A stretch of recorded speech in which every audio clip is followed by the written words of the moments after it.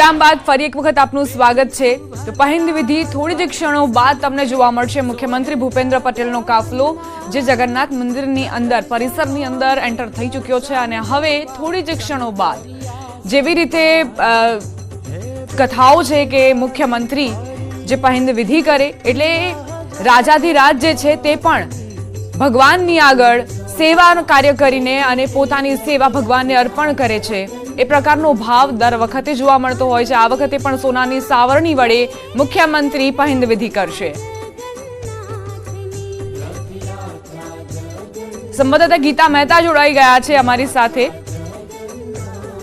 ગીતા, મુખ્યમંત્રી ભૂપેન્દ્ર પટેલ જે હવે ટૂંક જ ક્ષણો બાદ પહિંદ વિધિ કરશે અને કદાચ એ જ સંદેશ આપશે કે ભગવાનના દરબારમાં રાજા હોય કે પછી આમજન તમામ સરખા છે, તમામની વચ્ચે કોઈ જ ભેદ નથી।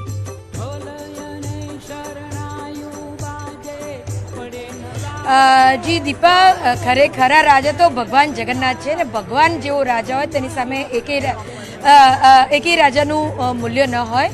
રાજા પણ એન્ડ ઓફ ધ ડે ભગવાનના તો દાસ જ છે અને માટે જ પહિંદ વિધિ થાય છે। કોઈ પણ રાજ્યના કોઈ પણ સીએમ હોય તે સમયના તે કાર્યકાળ દરમિયાનના રાજા ગણાય છે અને રાજા હોય એ આખરે ભગવાનના તો દાસ જ હોય છે અને માટે જ પહિંદ વિધિ એટલે કે પ્રભુનો જે રથ છે તેમાં સોનાની સાવરણી ફેરવીને તેઓ પહિંદ વિધિ કરે છે। આ વર્ષોથી નિયમ એક પરંપરા ચાલી આવે છે કે જે કોઈ પણ સીએમ હોય, એક સમયે અત્યારના પીએમ જ્યારે સીએમ હતા ગુજરાતના તે નરેન્દ્ર મોદી પણ ભગવાન જગન્નાથજીના રથમાં પહિંદ વિધિ સોનાની સાવરણીથી સફાઈ કરી ચૂક્યા છે। મારી પાછળના દ્રશ્યો હું કેમેરામેનને બતાવવા માટે વિનંતી કરીશ કે થોડી જ ક્ષણોમાં આ રૂટ પરથી સીએમ ભૂપેન્દ્રભાઈ પટેલ આવી પહોંચશે। તેમના અગાઉ હાલ હાઈકોર્ટના જસ્ટિસ અને ચીફ જસ્ટિસ પણ અહીંયા દર્શન માટે પરિવાર સાથે આવી પહોંચ્યા છે અને થોડી જ વારમાં આ જ રસ્તા ઉપરથી સીએમ આવી પહોંચે। હું અન્ય દ્રશ્યો બતાવવા માટે વિનંતી કરીશ કે સીએમના આગમનને લઈને કયા પ્રકારની પોલીસ બંદોબસ્ત જે છે તે હાલ અહીંયા તૈનાત છે। કેમેરામેનને વિનંતી કરીશ કે કેમેરો જરા ઊંચો કરે અને જે પોલીસ બંદોબસ્ત છે તે દર્શાવે। થોડી જ વારમાં સીએમ અહીંયા આવી પહોંચે। બરોબર 7 કલાકે અહીંયાથી મંદિરમાંથી રથ પ્રસ્થાન થાય તેવી એક સંભાવના છે। ધીમે ધીમે ભક્તો આવી રહ્યા છે। હાથરસ જેવી ઘટના ન બને તે માટે ધીરે ધીરે ભક્તોને અંદર પ્રવેશ આપવામાં આવી રહ્યો છે। એક સાથે ભક્તોનું ઘોડાપુર ઉમટે અને કોઈ અનિચ્છનીય બનાવ બને તે પહેલાં જ પોલીસ દ્વારા સુરક્ષા બંદોબસ્તની સાથે સાથે તેની તકેદારી પણ રાખવામાં આવી રહી છે। થોડી જ વાર પહેલાં અમદાવાદના સીપી જ્ઞાનેન્દ્રસિંહ મલિક પણ આવી પહોંચ્યા છે। સીએમના આગમન પહેલાં તેઓ આવી પહોંચ્યા છે અને પોલીસ બંદોબસ્તની ફરીથી તેઓએ ફેર ચકાસણી કરી લીધી છે। થોડી જ વાર પહેલાં હાઈકોર્ટના ગુજરાત હાઈકોર્ટના જસ્ટિસ અને ચીફ જસ્ટિસ પણ આવી પહોંચ્યા છે। અંદરથી મંદિરની અંદર જે મંદિરની બહાર ઊભા છે મંદિરની અંદરથી ભક્તોનો નાદ, જય જગન્નાથનો નાદ સંભળાય છે। આપ જોઈ રહ્યા છો કે ભક્તો મૂર્તિ સાથે, એક ભક્ત છે જે મૂર્તિ સાથે અંદર પ્રવેશ કરવાની કોશિશ કરી રહ્યું છે પણ સીએમ આવવાના હોવાથી સુરક્ષાના બંદોબસ્ત પાછા પાડવામાં આવ્યા છે। થોડી જ વારમાં આપ દ્રશ્યો જોઈ શકો છો। આ એ રસ્તો છે જ્યાંથી સીએમ ભૂપેન્દ્રભાઈ પટેલ આવી પહોંચે। સીએમ ભૂપેન્દ્રભાઈ આવી પહોંચે। આ એ જ રોડ છે જ્યાંથી તેમનો કોન્વો થોડી જ વારમાં અહીંયા આવી પહોંચે। દીપા, સીએમ પહિંદ વિધિ કરશે અને પહિંદ વિધિ બાદ રથોનું જગન્નાથ મંદિરથી પ્રસ્થાન થશે અને પ્રભુ નગર યાત્રાએ નીકળશે।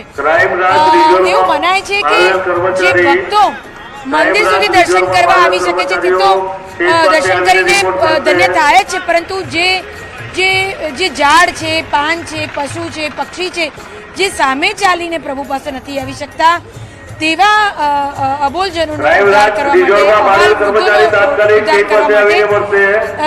પ્રભુ સામે ચાલીને નગર યાત્રાએ પધારે છે। જી ગીતા, અત્યારે તમે જે દ્રશ્યો દર્શાવી રહ્યા છો તેના પરથી તો સ્પષ્ટ છે કે પોલીસ સતત ખડે પગે છે અને અહીં ટેકનોલોજી, આધુનિક ટેકનોલોજીનો ઉપયોગ કરવામાં આવી રહ્યો છે જેથી ભક્તોને કોઈ અગવડતા ન પડે અને તમામને દર્શન પણ થઈ રહે અને રથનું પ્રસ્થાન પણ સારી રીતે થઈ શકે।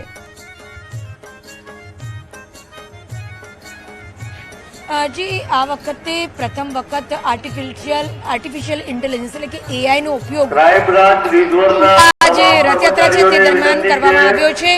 આર્ટિફિશિયલ ઇન્ટેલિજન્સ એક એવી વસ્તુ છે કે જેમાં જે ડેટા ફીડ કરવામાં આવ્યો એટલે કે જે ગુનેગારો છે, જે નામચીન ગુનેગારો છે ને ઓલરેડી પોલીસે રથયાત્રા પહેલા સુરક્ષાના કારણોસર તેમને અટકાયત તેમની કરી લીધી છે. પરંતુ તે છતાં પણ એઆઈની મદદથી જે ગુનાહિત રેકોર્ડ ધરાવનારા લોકો છે તેની ફેર ચકાસણી કરવામાં આવી છે. જે ઓલરેડી જે રૂટ છે રથયાત્રાનો ત્યાં સીસીટીવી જે કેમેરા છે તે ફિટ કરવામાં આવ્યા છે. એટલે જે દુકાનદારો છે તેઓએ ફરજિયાતપણે રેકોર્ડિંગ કરવાનું રહેશે ને કોઈ ઘટના બને તો તે સીસીટીવી પર નજર રાખીને જી ગીતા પોલીસ ગીતા આપની પાસે આવીશું, તમામ અપડેટ્સ લઈશું. દીપેનભાઈ, હવે તમારી પાસે આવવા માંગીશ. બસ થોડી જ ક્ષણોની વાર છે અને